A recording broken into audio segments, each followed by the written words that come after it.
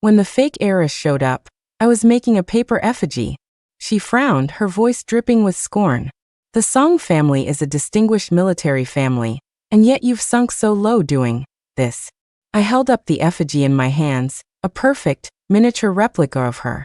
That'll be 500 silver, cash only. Her face flushed with anger. Are you cursing me? I rolled my eyes. If she hadn't pulled me out of an outhouse in a past life, I wouldn't give a damn that she was being tricked into a ghost marriage. When Claire Song arrived, my hands were full. I had to give her credit for bravery, carefully lifting her skirts as she navigated the chaotic mess of Southgate Alley. This was the city's funeral supply street. Whenever someone in the capital died, their family came here to buy what they needed. Mine was the only paper effigy shop. As long as the price was right, I'd take orders from anywhere. By the time Claire stood before me, her eyes were red-rimmed and she was practically shaking. Vera, a servant already came yesterday to tell you about your true identity. Why haven't you come home? I glanced up at her, but didn't say a word. She stomped her foot in frustration. The Songs are a military family. And you're here, willingly debasing yourself by doing this kind of work. What kind of work? It's not like I'm working in a brothel. I'm making a living with my own two hands. How is that debasing myself? I slowly looked up, studying her features. A moment later, a lifelike paper effigy appeared in front of Claire. She gasped, her face turning white as a sheet. Are you insane? I came here out of the goodness of my heart to take you home. And you make an effigy of me? The paper doll had red lips, white teeth and rosy cheeks. At first glance, it was a spitting image of Claire. A true masterpiece. 500 silver, I said, holding out my hand. Claire clutched her chest, looking like she was about to faint. She leaned against the doorframe, gasping for air. You're cursing me? Vera. Mom and Dad found out they took the wrong daughter all those years ago. They finally found you, and not only do you refuse to come back, but you shamelessly continue making these paper effigies. You could be the proper Miss Song, but instead you choose to do this. I shrugged, placing her effigy behind me. When old Mrs. Song passed away, the family ordered effigies from this very shop. Weren't they just praising my exquisite craftsmanship then? What's this?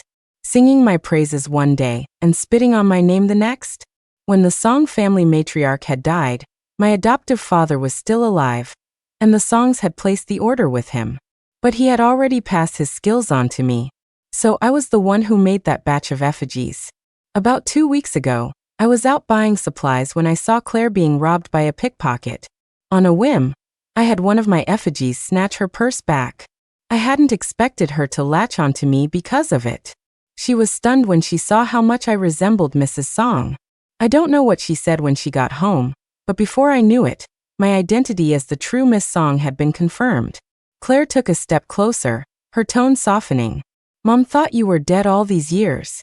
She was so happy to hear you were alive. If you're worried about me taking your place, don't be. I'm leaving soon anyway.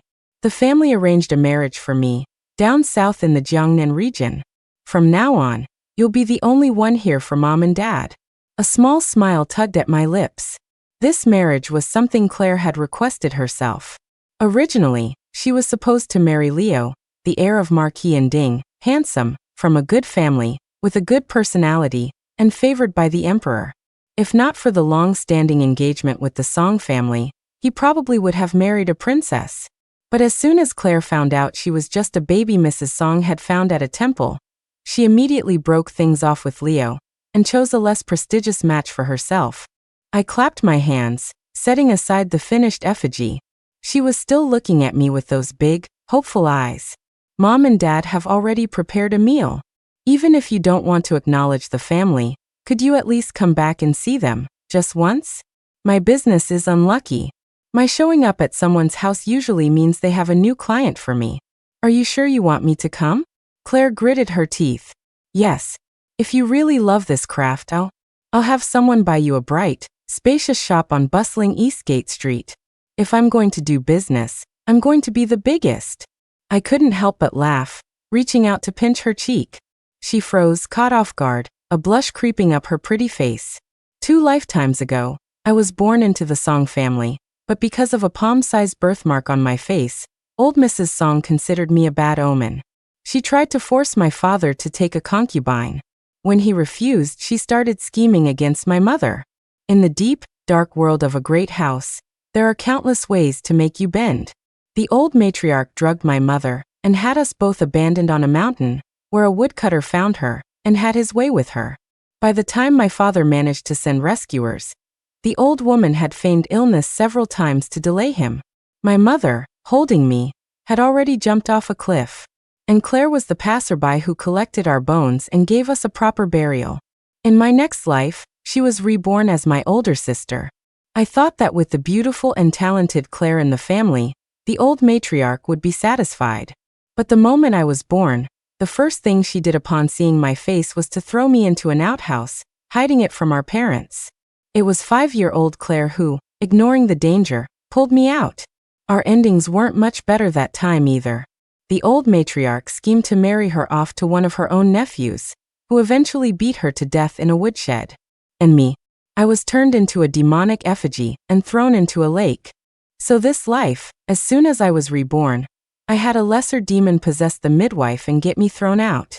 My adoptive father, a lonely old man, found me.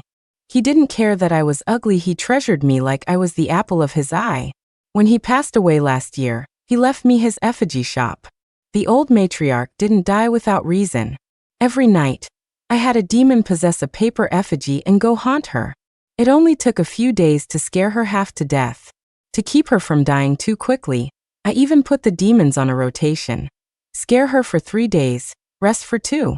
It took 2 full years of this torment before she finally hung herself. Across 3 lifetimes, the old matriarch was right about one thing. I really was a demon. The birthmark was a seal, suppressing the demonic energy inside me. On my 16th birthday, the seal would break on its own. Perhaps whoever sealed me was afraid I wouldn't know right from wrong as a child. So they arranged for the seal to break only after I was old enough to understand. Claire lowered her head and asked cautiously, "I'm getting married in 10 days. Think of this meal as a thank you for getting my purse back. How about it?" I turned and shut the door to my shop. "Let's go then." She beamed, following behind me with a skip in her step. At the end of the alley, the waiting maids and servants looked surprised, as if they hadn't actually expected me to come out. The general's manner. Seeing my parents from memory once again, I felt a wave of complicated emotions. In my previous 2 lives, all their suffering stemmed from me. That's why I had myself thrown out this time. But I never expected Claire to bring me back to them. Mrs. Song was so emotional she was twisting her handkerchief. Seeing her husband just standing there dumbfounded, she nudged him with her elbow.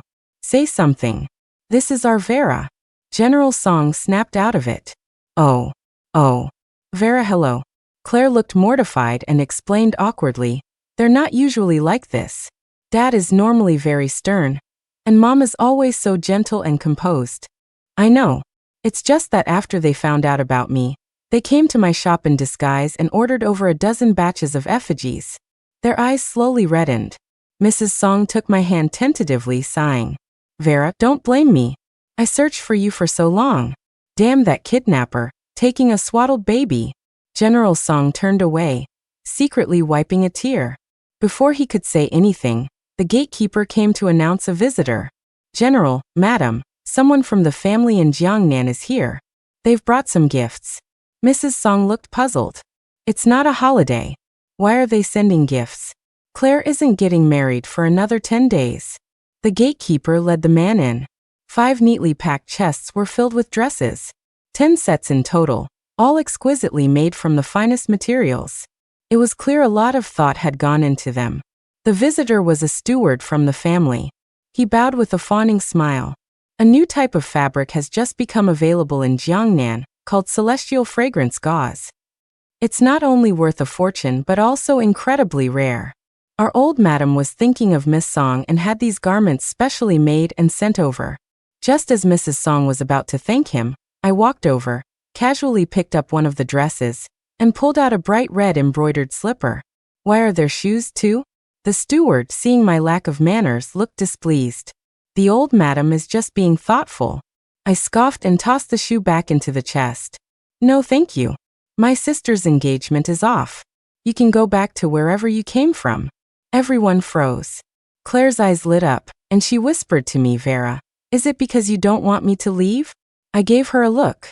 It wasn't that I didn't want her to leave, I didn't want her to marry a dead man in a ghost marriage. If I weren't already blind, how could I not see that the clothes in those chests were all my own handiwork? A month ago, I took a big order. Someone paid a hefty sum for me to make 10 sets of dresses. The client was mysterious, only saying that the couple were tragic lovers who couldn't be together in life. Their families wanted them to be husband and wife in the underworld. So I used special materials for the 10 outfits that could draw out a soul. As long as the woman wore these clothes, in 10 days, her soul would attach to the final outfit, allowing her to evade the soul reapers and be with her beloved for eternity. That is, assuming the family wasn't lying. The steward was furious. The Songs may be a military family, but Wests are a renowned family of scholars. Our young master is brilliant and talented. This marriage was agreed upon by both families.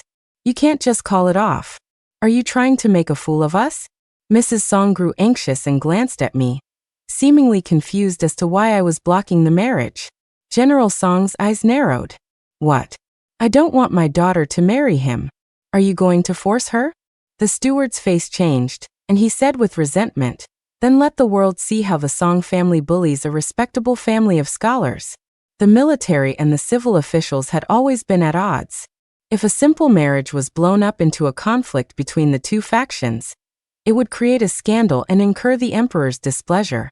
I was tired of listening. I walked over and slapped him across the face.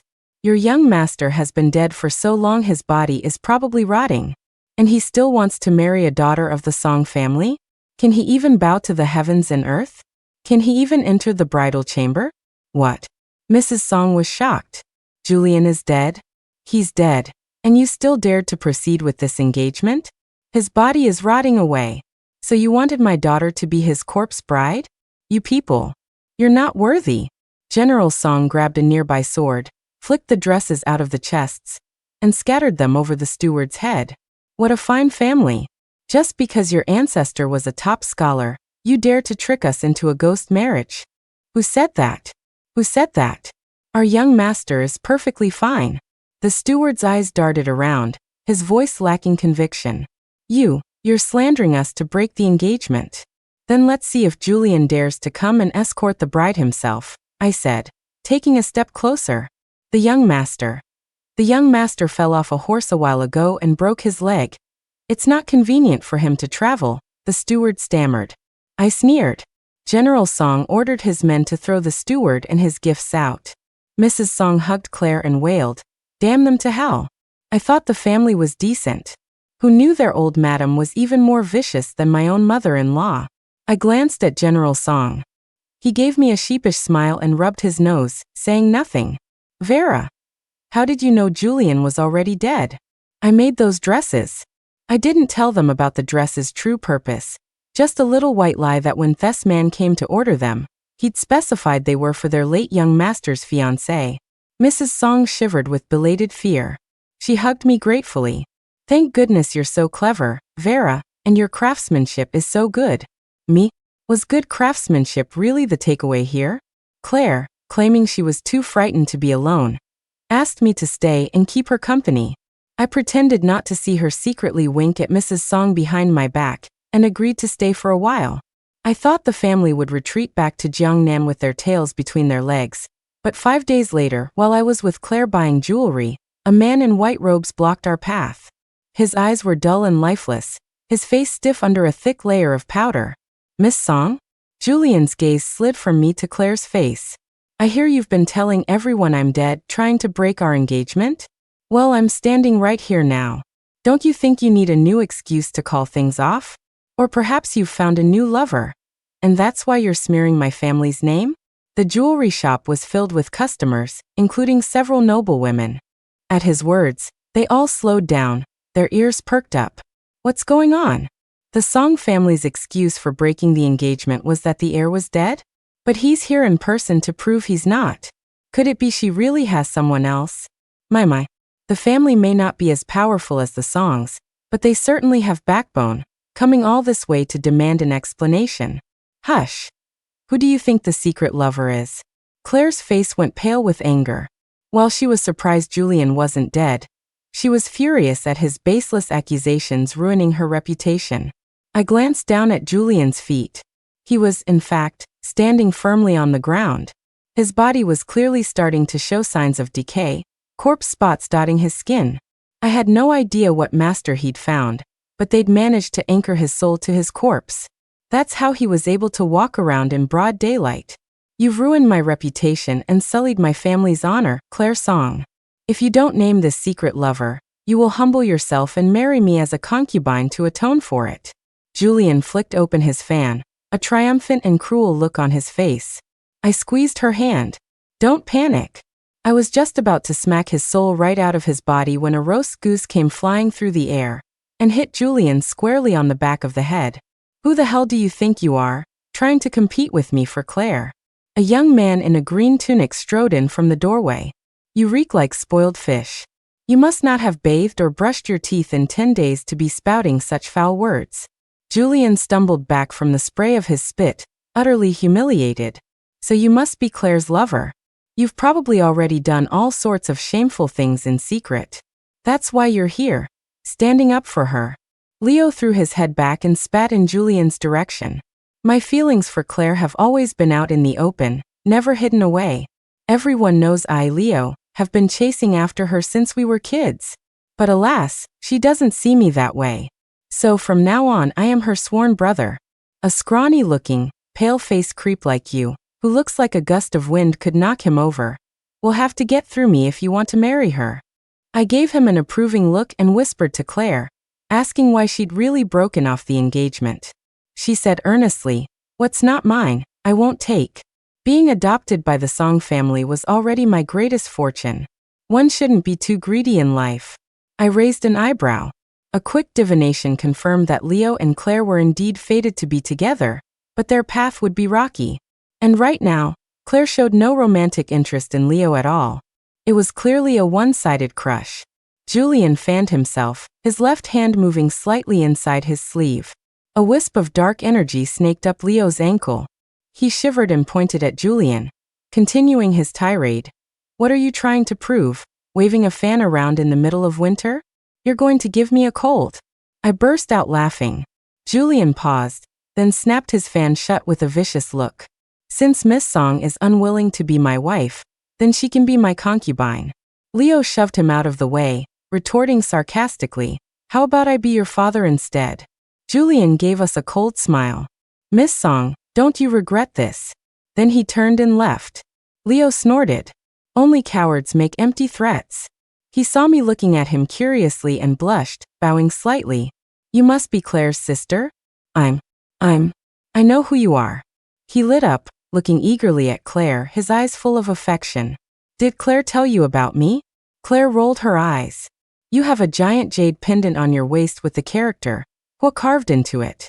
Anyone who isn't blind can see it. Besides, you just introduced yourself." Leo awkwardly covered the pendant, shooting a wounded look at Claire. But Claire was frowning, as if she'd suddenly remembered something, hesitating to speak. She leaned in and whispered in my ear, "Vera, I think I've seen that Julian before." I was taken aback. The family was in Jiangnan. The two families had only exchanged formal betrothal records, they'd never met. Leo shamelessly leaned in. "All those pale-faced pretty boys look the same. Not like me. I'm so handsome, everyone who sees me remembers me. No, I'm sure I've seen him. But it was in a dream," Claire exclaimed. I glanced around and, as if by accident, stepped on a bug hiding near my feet. It was suffused with Julian's dark energy. I didn't know where he'd learned his half-baked magic, but an ordinary person wouldn't stand a chance against him. "I'm suddenly starving. Shall we go to the tea house? Leo, my treat?" Leo's face lit up as he grabbed his purse from a servant and led the way.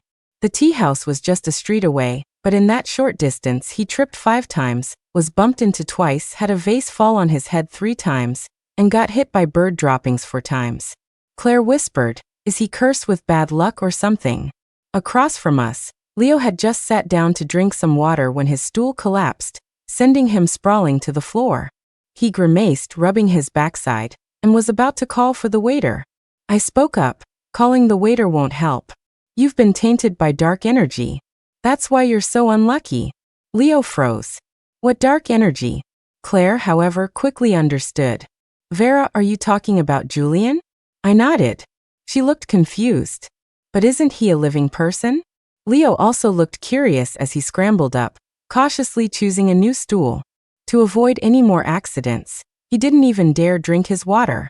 I smiled, poured him a cup, and lightly traced the rim with my fingertip, leaving behind a trace of my own demonic energy. Drink this. You'll be fine. My demonic energy was far more potent than ordinary dark energy. Ever since my seal was broken, even the reapers who came to collect souls would run for the hills if they saw me coming. If I took a stroll through a haunted house, all the ghosts would scatter. This demonic energy, once ingested, would follow my command. It would dispel the dark energy, and after a little time in the sun and a trip to the bathroom, he'd be fine. I'll be fine after drinking this? Leo was skeptical but obediently drank it down. He set the cup down, his expression relaxing. That's strange. I felt so heavy just a moment ago, but after that tea, I feel completely at ease, warm all over. It's not strange. You were cursed by Julian's dark energy. It starts with bad luck, but after 7 days, your flesh would have melted from your bones. Claire and Leo both gasped in horror. He's not human? But wait. He was just talking to me.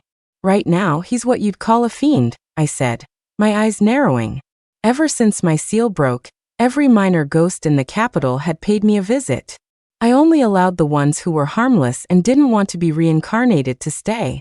As for the truly evil ones, they wouldn't dare set foot in the city. If they accidentally ran into me, I'd just obliterate them. But somehow, this newly dead Julian had managed to sneak in and, in a short time, become a powerful fiend. Someone had to be helping him. I just didn't know what their goal was. Leo's face was pale as he patted his chest and promised Claire, I'll protect you. Don't worry. I don't care if he's a fiend from hell. I'll tear him to pieces if he comes near. But you just got cursed yourself. I think I'd rather have Vera protect me. Leo's face fell. I asked Claire where she had seen Julian before. She thought for a moment. Would you believe me if I said it was in a dream? My brow furrowed. I'd forgotten that while ordinary ghosts couldn't enter the capital, he could travel through dreams. I had a dream where a man in white told me to come find him. He said he was in Jiangnan, waiting for me for a long time. He also said, she sounded uncertain. He said he was my husband from a past life, and he was here to continue our destiny together. I didn't believe him, so he left me a hairpin. When I woke up, there was a jade hairpin right next to me. I was going to take it to a temple to have it blessed, since it was a past life thing and I was already engaged. I couldn't just agree to his proposal. But then so many things happened, and I forgot about it. No, you didn't forget. I tapped my finger on the table, explaining it to her. He appeared in your dream right when you were about to get engaged to Leo. At that point, he couldn't get to the capital, so he had to use a dream to stop you. But he never expected that my existence would inadvertently cause you to break off the engagement. The family saw their chance and came to the songs to propose marriage. Claire shook her head quickly. Vera, my breaking the engagement had nothing to do with anyone else. Leo is a good person, but in my heart, you're the most important thing. Having been thoroughly friend-zoned, Leo pouted. Thess are far away in Jiangnan. Even if they wanted to arrange a marriage, why not find someone local? Why come all this way to find you? And when he arrived in the capital, he went straight to the Song manor. Why didn't Mrs. Song and the general look into his character before agreeing so quickly? The family's proposal had been very public. Before their steward and matchmaker even set foot in the manor, they were already boasting in the inns and teahouses that Claire was to be the future Mrs. Such a blatant attempt to ruin a girl's reputation. Yet no one in the Song family seemed to notice. You're right. The moment they came to the door, it was like I was bewitched. When Mom and Dad asked my opinion, I just agreed immediately. Could it be the hairpin? The man in my dream. I felt like he was familiar, but I couldn't see his face clearly. It wasn't until Julian showed up that I realized how much they looked alike. She was bewitched. The hairpin had a love charm placed on it. Luckily, Claire hadn't worn it, or she'd be desperately trying to get to Jiangnan to join him in death by now. Claire was terrified. She asked me what Julian really wanted. My eyes flickered, landing on the aura of good karma surrounding her. It was so thick and blinding that even with me in the capital, there were still fearless, powerful ghosts who wanted to break in and get a piece of it. She was, after all, the dragon maiden from the court of the Bodhisattva Manjusri. Even with me guarding the city, some would still dare to take the risk. After Claire and I became connected across 3 lifetimes, I went to the underworld to check her past and future in the Book of Life and Death. But surprisingly, I couldn't find her. Instead, I found her name on the register of gods and Buddhas undergoing mortal tribulations. That's when I learned her true identity. The dragon maiden who served Manjusri. She had been reborn into the mortal world with a different appearance, which is why I hadn't recognized her. 1,000 years ago, my demonic energy had raged out of control. The gods and Buddhas joined forces to imprison me on Forsaken Mountain. The dragon maiden was my guard. She sat by the barrier day and night, chanting sutras for me, teaching me how to control my power. She only left when her time for mortal tribulation arrived. Before she left, afraid I would lose control again, she secretly placed a seal on me. During my imprisonment, she was the first person to ever be so kind to me. She would often sneak me wild fruits to taste, even though they were sometimes mixed with poisonous ones. I could have broken the barrier and left long ago, but for the sake of those sour, sometimes poisonous fruits, I stayed put like a good little demon. She would also bring me 2 rabbits to keep me company. That pair had 2 more, and over time, the rabbits kept having more rabbits. Forsaken Mountain was soon overrun with them. Later, I foresaw that her mortal tribulation would have a complication, so I secretly slipped out of the barrier and followed her into the mortal world. I sent Claire home first, then sold a small paper effigy to Leo, telling him to keep it on his person. He was surprisingly generous, handing over 2,000 silver without a second thought. He turned it over and over in his hands for a while, as if doubting its effectiveness. But when I told him it could ward off ghosts, he immediately pulled open the 3 layers of his robes and tucked it into the innermost one. On his way back, he saw a bird dropping fall and miss him completely. His eyes lit up, and he stood awkwardly at the door. "Sister, where did you learn this skill?" "Sister?" I gave him a knowing smile. Claire's expression changed, and she stepped in front of me. "Sir Leo, she's my sister, not yours." Leo wrung his hands and muttered, "Well, it's bound to happen sooner or later." I watched them bickering with amusement. "The effigy shop on Southgate Alley is mine. You can stop by and be a customer sometime." He gaped. "An effigy shop? But no one in my family has died. Maybe I could ask my dad to hold a preemptive funeral for my grandma?" What a devoted grandson. Claire was speechless, too. She shut the door, ignoring him. I followed her back to her room, but she searched her entire wardrobe and couldn't find the hairpin. "That's strange. I know I put it in this cabinet. Where could it have gone?" I asked her who else had seen the hairpin. Claire thought for a moment. "My maid Winter. She was helping me tidy up the other day and accidentally found it. She just stared at it for a moment and said the style was very unique. Then she didn't say anything more. As it happened, Winter wasn't around. Claire sent someone to find her. She arrived dressed in silk and satin, looking more prosperous than her mistress. A heavy gold bracelet dangled from her wrist, and a string of lustrous pearls adorned her neck. Winter saw me looking at her wrist and self-consciously pulled down her sleeve. "Miss, you were looking for me?" Just as Claire was about to speak, I cut her off. "It's nothing. Claire wanted you to go to the fragrant pavilion and buy some braised pig's trotters. You're not getting any younger, are you? Claire was planning to have you accompany her to the manor as her dowry maid. Now that the engagement is off, she's taken it upon herself to find a good match for you. What do you think?" Winter's head snapped up, a flash of panic in her eyes. "Miss, please don't send me away. I can't bear the thought of someone else taking care of you." Claire didn't understand what I was doing but went along with it, saying she would find a suitable husband for Winter so her youth wouldn't be wasted.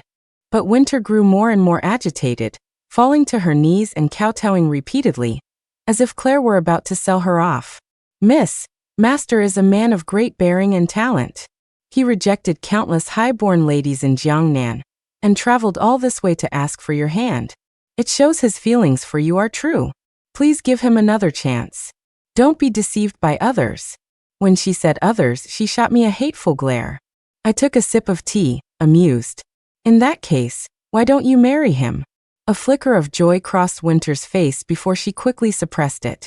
I belong to you, Mississippi. I'm not going anywhere. She curtsied and turned to leave. A tiny paper effigy leaped from my sleeve and hopped after her. Claire's eyes widened in curiosity. Vera, that effigy can move? How did you do that? And why didn't you ask her about the hairpin? I've placed a charm on the effigy. If you want one, I gave you a chance. 500 silver. You didn't take it. Next time you want one, the price will have doubled. Claire looked sheepish, full of regret. How about a discount? 1,000 silver, with a 1% discount. Want it? They're not easy to make. She clutched her chest and gasped. Vera, are you secretly a bandit?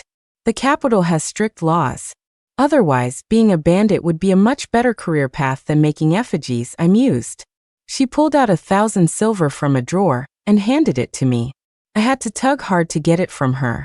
She then watched me tuck the money away, muttering reluctantly, "Don't forget my change." I smiled and asked her how much Winter's monthly allowance was. Winter is my personal maid, so her allowance is quite generous, 2 silver. Why do you ask? The bracelet on her wrist looks heavy, and it's a new style. And the pearls around her neck, those are rare. Claire shot to her feet, her face grim. Winter is the daughter of my mother's head stewardess. She grew up with me in the manor, and often receives gifts. If she stole the hairpin, but that hairpin wasn't valuable, what would she want with it? I said, we'll find out tonight. As soon as night fell, the little effigy climbed back in through a crack in the window, leaped onto my hand, and began gesturing wildly. My expression grew colder and colder as I understood. Claire leaned over and asked me what was wrong. Winter went out again. Want to know who she's meeting? I led Claire out through a side gate, accidentally stepping on a dark shadow by the door. By the power of the great High Lord, I command you, be gone. A figure scrambled to his feet, waving his arms wildly, and slapped something onto Claire's forehead. I peeled it off. It was the paper effigy I had given Leo earlier that day. Oh, it's you, Claire. Are you okay? Leo asked, creeping forward guiltily. Claire ground her teeth. Sir Leo, what are you doing out here at this time of night instead of sleeping? I was protecting you. I was worried that fellow would come looking for you. Just now, I saw a giant rat climb over the wall and disappear inside. I don't know if it was some kind of spirit. I was worried. The little paper effigy at his feet kicked him viciously and stood there with its hands on its hips, scolding him. It turned out that when the little effigy was returning, it hadn't seen Leo hiding in the shadows. As it was about to climb the wall, he nearly flattened it with his shoe. But Sir Leo, you seem to have worse luck than I do. If it weren't for Vera's effigy you'd be, and besides, who's more powerful than Vera? Seeing Leo deflated, I held back a laugh. Sir Leo, care to join us for a show? His spirits lifted instantly. A show? I haven't seen a show in ages. He looked eagerly at Claire, and when she didn't object, he sidled up closer to her. I caught it out of the corner of my eye but said nothing. Leo was a born general. Though he hadn't yet been to war, he was destined to conquer lands and become a famous commander. If Claire were with him, the aura of death he'd carry after being on the battlefield would be enough to make even a powerful fiend like Julian think twice. But for now, I shook my head. The effigy moved swiftly through the night. After crossing 3 streets, it stopped in front of the house next to Leo's. Leo was shocked. This place is empty, isn't it? Minister Chang's family used to live here. 2 months ago, the minister died suddenly. After the funeral, the family moved back to their ancestral home. The little effigy slipped under the door. I easily vaulted over the wall. As soon as I landed, I remembered Claire couldn't do that. I was about to open the gate for her when a head popped over the wall. Sir Leo, hold steady. Leo had let Claire stand on his shoulders to lift her over. I closed the gate again. Leo was left outside. The house was shrouded in a chilling, dark energy. It was large and desolate, with overgrown weeds, looking as if it had been abandoned for a long time. A few little ghosts playing with a ball stopped when they saw me. The ball rolled to a stop at my feet. Leo swallowed hard, pressing close to Claire. Claire, don't be afraid. It's just the wind. The little ghosts grinned. The big oaf from next door is here. Let's play with him. They took off their heads and started kicking them around like soccer balls. I snorted, tapped one of the heads with my toe, and released my full demonic aura. The ghosts shrieked in terror, and a mournful wind howled through the courtyard. Stop crying, or I'll smash your heads. The little ghosts trembled. Claire asked Vera, what are you seeing? I raised an eyebrow. You want to see? She nodded, a mix of excitement and fear. I chanted a quick spell, swiped my fingers over her eyelids, and then did the same for the wide-eyed Leo. Afterward, I had two smaller effigies clamp over their mouths. Impeach. Impeach. Leo pointed at his mouth, nearly choking. Claire was doing better, her expression changing only for a second before she regained her composure. Only when they had calmed down did I let the effigies release them. Isn't that Toby? Minister Chang's grandson, and his study companion, and a few other children the minister had taken in. Didn't you say they moved back to their ancestral home? I saw several carriages leaving, loaded with things. If they weren't going back to their ancestral home, then? His face turned ashen, dark with dread. Right, who said that just because you're moving things, you have to be going home? I picked up Toby's head, warning him not to cry.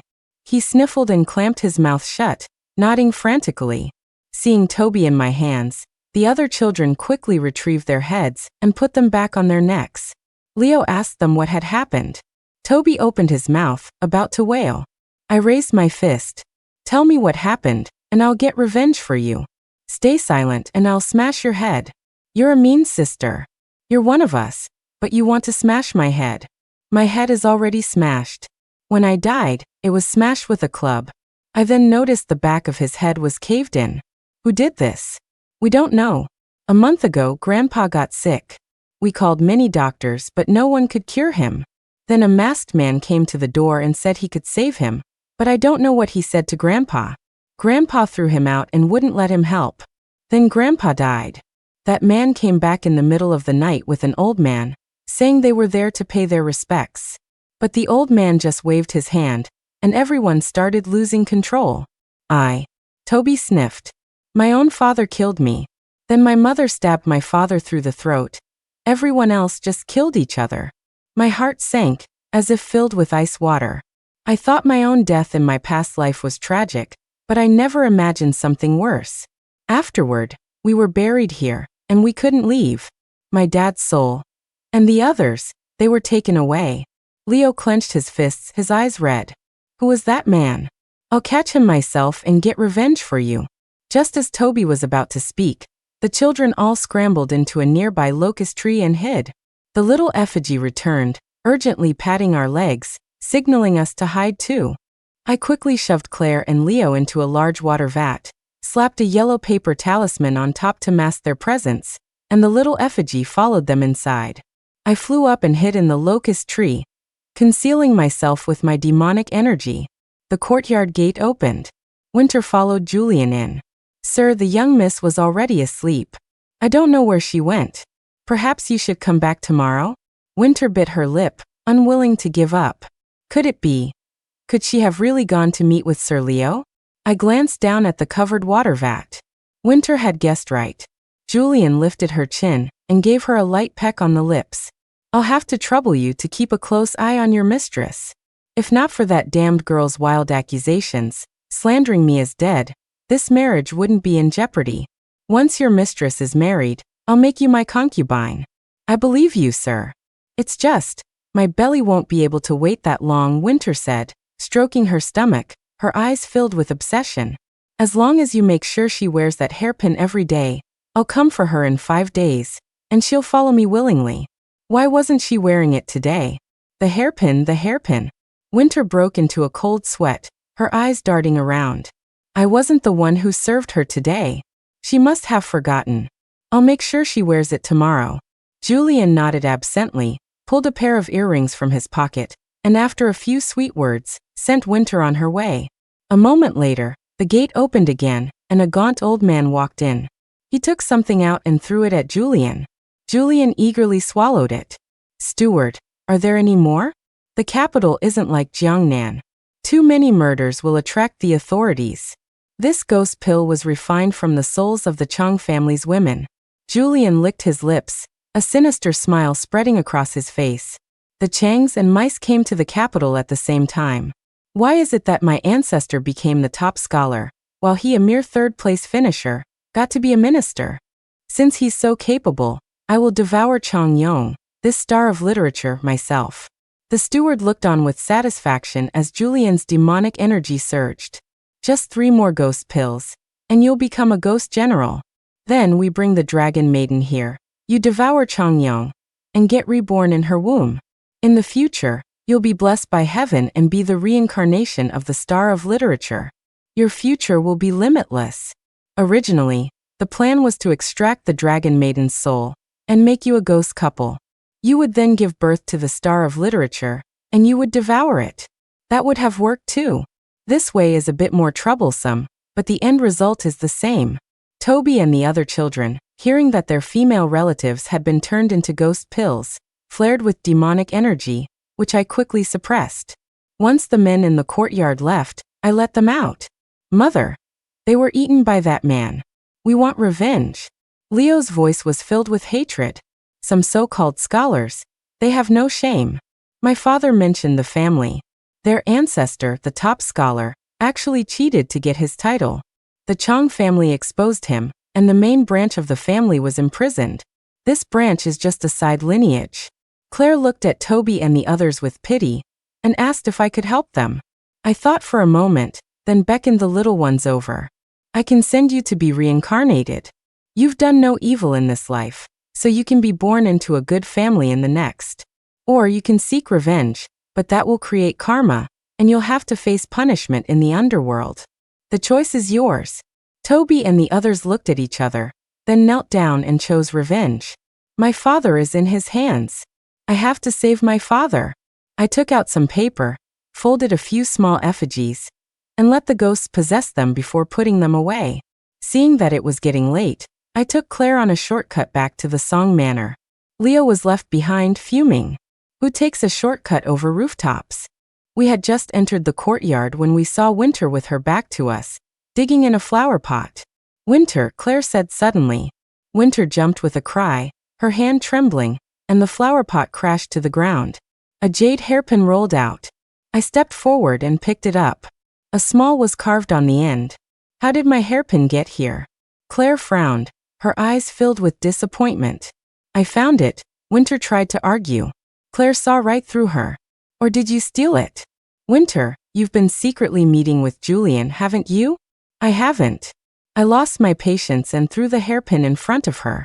Do you really think he'll take you in just because you're pregnant with his child? You stole this hairpin because you were jealous he gave Claire a token of his affection, didn't you? Winter trembled, clutching her stomach as she collapsed to the ground. She grabbed Claire's leg, begging, Miss, Sir is completely devoted to you. That older sister of yours is just jealous. She lied and said he was dead to ruin your engagement. Now that he's come to the capital himself and proven the rumors false, you should see how sincere he is. Sincere? Is bringing a strange man into Claire's chambers to ruin her reputation sincere? Or is getting her personal maid pregnant sincere? I squatted down and pointed at her slightly swollen belly with a sneer. You got pregnant in secret, so I assume you haven't seen a doctor? Has this baby been tormenting you? Are you having nightmares every day, feeling weaker and weaker? Have you noticed that when you get hurt, you don't even bleed anymore? The color drained from her face, and her lips began to tremble.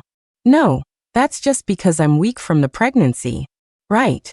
A soul-devouring blood centipede has been sucking your life force every day. You're lucky to still be alive. The moment Winter had walked in earlier, I'd seen the centipede on her. It was clinging to her spine, greedily feeding on her essence. When it saw me, it scurried back into her belly. Seeing her disbelief, I pressed on her stomach.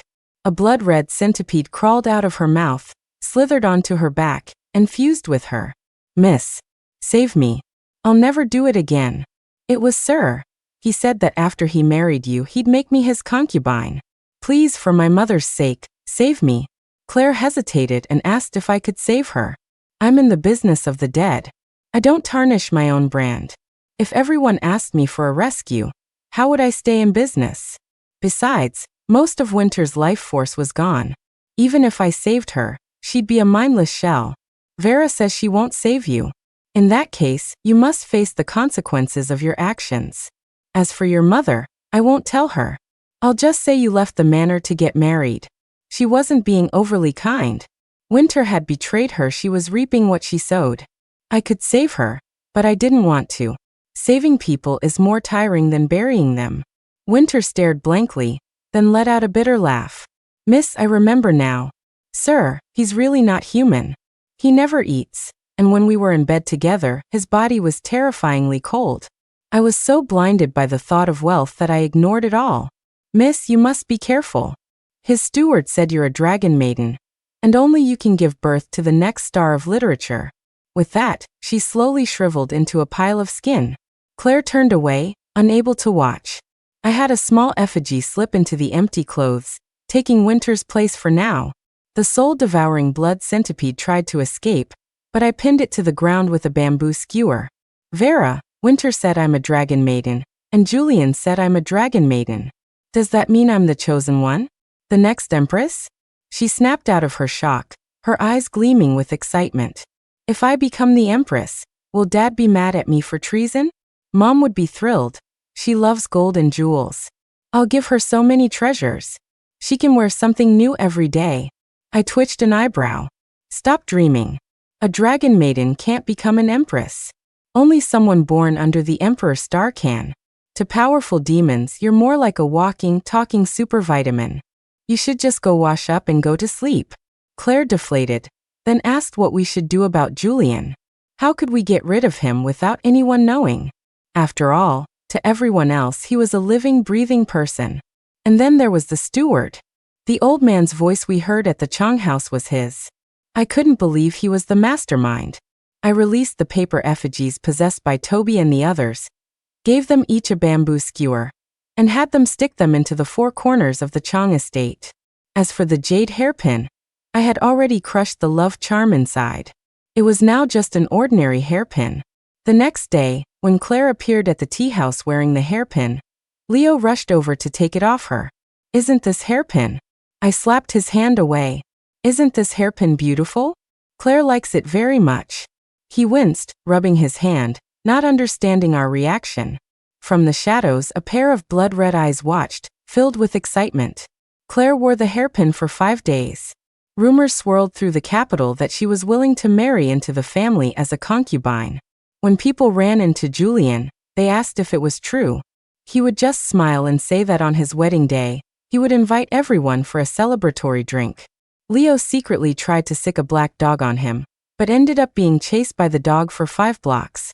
Mrs. Song was so angry she paid people to stand in the tea houses for 3 days, cursing the family for being toads trying to eat swan meat.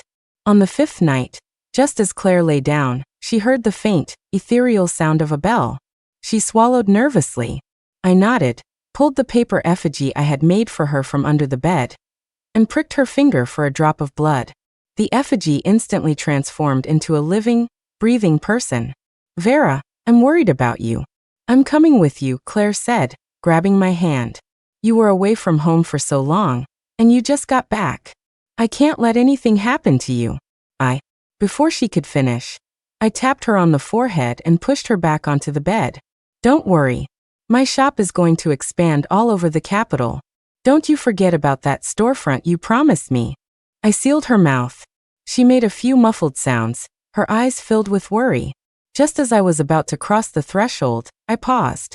When I get back, how about we go to Forsaken Mountain and catch some rabbits? The next instant, I possessed Claire's effigy and followed the sound of the bell. The Chong estate. Julian stroked my face excitedly, drool dripping from his mouth. In the moonlight, his skin was visibly decaying, exuding a foul, deathly stench. Steward, can we begin?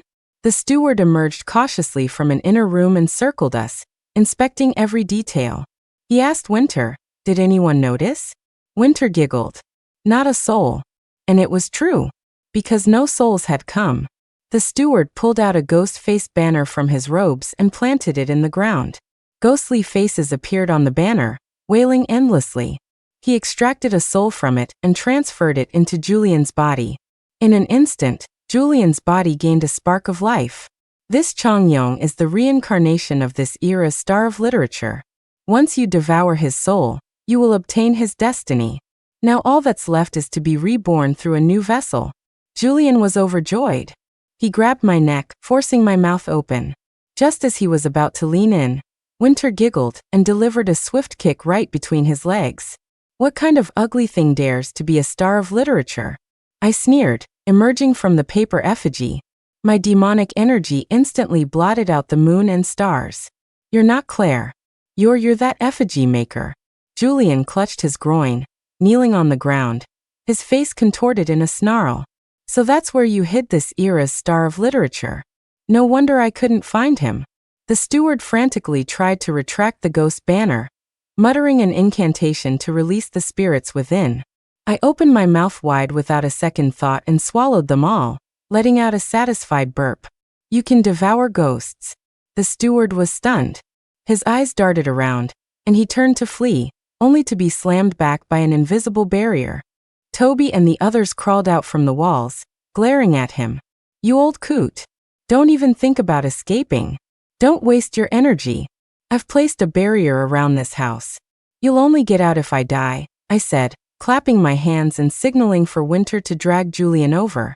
She grabbed him by the foot and threw him in front of me. Winter, don't you want to be my woman anymore? How dare you deceive me? Winter twisted her head a full 180 degrees and slapped him. Ugly ghost. Seeing this, Julian lunged, trying to catch me off guard. I grabbed him by the hair and lifted him into the air. Old man, you painstakingly raised him to be a fiend, tricked him into eating the star of literature, all to be reborn in the womb of a dragon maiden. Are you trying to create a ghost king? A star of literature becoming a ghost king. That's quite an idea. But if I were you, I'd think bigger. Why not find someone born under the Emperor's star and create a demon lord? The steward was drenched in cold sweat, clutching his ghost banner and backing away. What do you know? A demon lord isn't so easily created. 1,000 years ago, the demon lord's power surged, and she slaughtered her way through the 3 realms, turning half the gods and Buddhas into her undead army. This ghost king is being prepared for the demon lord. When she returns, she will lead her undead army once more and seize control of the 3 realms. You mortals are nothing but pebbles on the path of her return. I advise you to let him go. I see you're surrounded by demonic energy. You must be a ghost general at least. Why don't you release him, and I'll introduce you to the demon lord. You could be one of her guardians.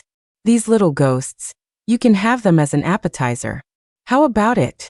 Toby and the others were shocked, staring at me with suspicion. Sister, are you going to let him go? I narrowed my eyes and smiled. The demon lord, huh? It's been a while since I heard that title. A guardian? What's in it for me? You know the demon lord? As I spoke, I used my finger to slice open Julian's stomach and pull out Changyong's soul. It was indeed shimmering with golden light, very tempting. Then I casually tossed it to Toby. Look after your father. It's just a measly star of literature. He was using my name to create a ghost king and sully my reputation. I had become an unwitting scapegoat. The steward, confused as to why I'd released Changyong, blustered. Aren't you afraid I'll summon thousands of powerful ghosts to devour you? Even if you are powerful, can you devour all the ghosts in the world? The demon lord came to me in a dream and commanded me to create ghost generals to aid her conquest. My expression was flat. I suddenly appeared in front of him and snapped the hand he was hiding behind his back, the one he was using to cast a spell. Old man, have you been brainwashed by a cult? Do you know why there haven't been any ghost generals or ghost gods since the demon lord? Because I ate them. His pupils dilated. He stammered, You're the demon lord. I don't believe it. If you're the demon lord, why are you stopping me from creating a ghost general for you? The steward opened his mouth wide and suddenly spat a ball of hellfire at my face. The fire landed on me, and I flicked it to the ground and stomped it out. Impatient, I thrust my hand into his body and ripped out his soul. It was a snake demon. What's a ghost general? Is it even worthy of following me? The snake demon twisted and struggled. Lord demon lord, please spare me. I can serve you with utmost loyalty. You're too ugly. I don't want you. I tore out its demon core, crushed its physical form, and tossed it aside. Toby and the other's eyes sparkled. You're the demon lord? The legendary, all-powerful, magnificent demon lord who does whatever she wants? Can we be your guardians? I blinked. You're not seeking revenge anymore? Behind me, Winter held Julian's soul, its limbs torn off and scattered on the ground. Realization dawned on Toby and the others. They swarmed Julian, beat him senseless, and were about to stuff him in their mouths. I snatched him away at the last second. You'll eat anything. Aren't you afraid of getting a stomachache? I crushed the soul into nothing. Go and be reincarnated. I killed Thess, and I destroyed Julian's soul. It has nothing to do with you. Chang Yong, who had been standing there dumbfounded, finally came to his senses. He bowed to me with a complex expression. Thank you, Lord Demon Lord, for avenging my family. But this sin of killing. I've got more debt than I can handle already. I had Winter lead them to the underworld for reincarnation, which was essentially letting them cut the line, so they could be father and son again in their next life. When I returned to the Song Manor, Claire was already free. She was armed to the teeth with kitchen knives, a spiked club, and an iron sword, clanking as she prepared to go out. Beside her, Mrs. Song and General Song, armed with a pair of iron hammers and a double-edged sword, respectively, rushed over. Claire, where's your sister? Take us to her, quickly. I called out just in time to stop them. Claire's eyes filled with tears and she sniffled. Are you a person or a ghost? Feel for yourself, I said, holding out my hand. She reached out tentatively, then let out a wail. Why is it cold? Me. Oh, it's just the cold wind. The three of them breathed a sigh of relief. Claire had told her parents everything about Julian, which is what led to the three of them preparing to rush to my rescue. The next morning, Mrs. Song reported it to the authorities. As expected, the officials dug up numerous skeletons from under the Chong estate. Toby and the other children's bodies were found propped up in a corner of the wall, a gruesome sight. Leo personally arranged for the Chong family's remains to be properly buried in a propitious location. Under Claire's constant pleading, I continued to live at the Song Manor. She really did buy me a shop in the busiest part of the city, and she'd come and sit in my shop every few days.